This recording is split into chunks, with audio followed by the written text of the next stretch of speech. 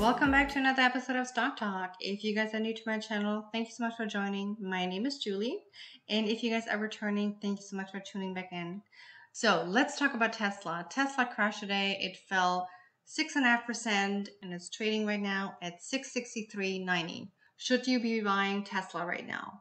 Now, if you are a Tesla bull, you might jump right onto this and start opening your position in Tesla. However, if you are one of the more cautious traders, or perhaps you actually like to take a look at the chart and see what has happened with Tesla over the last few months, you might wait a little bit because you might think that you're going to get Tesla even cheaper.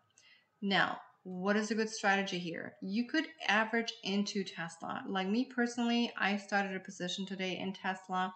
I purchased my first few shares and I'm going to be gradually adding to my position because I don't think that Tesla has done falling. So let's zoom out. As you can see, I'm on my 2-minute chart right here. Let's go to the 4-hour chart. Now, why do I think that Tesla is not going to stop falling anytime soon? Well, because if we take a look at here, we can see that the $695 range, and again, these are ranges, $685 to $695. This was previous support because we had a point right here. We had a point right here. So if we draw this horizontal line, this is where our support would have been.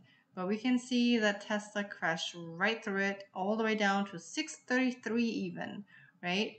And so we don't know if it's going to go any lower. Now let's take a look at my 1-year chart and see if we can find support there. So again, we had the support line right here, which was roughly, 685, 695. Again, it's a range. And also this was resistant previously right in this range, the 695, right?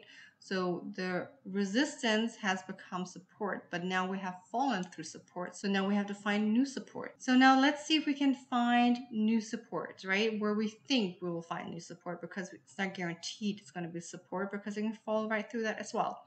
But let's scroll over and we can see this is a year ago, so May of 2021. Tesla was trading at about 571. Again, these are rough estimate. 571. We had one point here. It bounced up and then it came back down again to the same range, and then it made new high highs and new higher lows, right? And it continued a rally up. My first support line would be somewhere around 565, 570. So that is an area where I would be looking to adding to my position, or start a position if you haven't started a position just yet. Then if for whatever reason Tesla would fall through the support line, let me actually go out to the 3-year chart and see what we think here.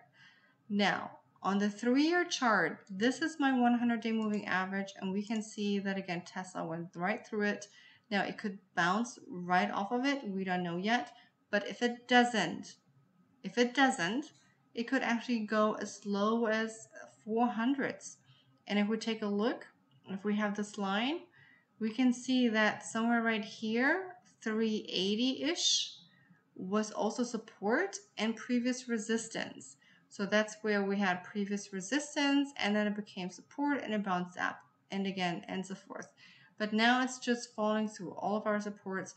That's why if you guys want to start a position in Tesla, my suggestion is start averaging into it. Buy a couple of shares or whatever it is that you want to do, right?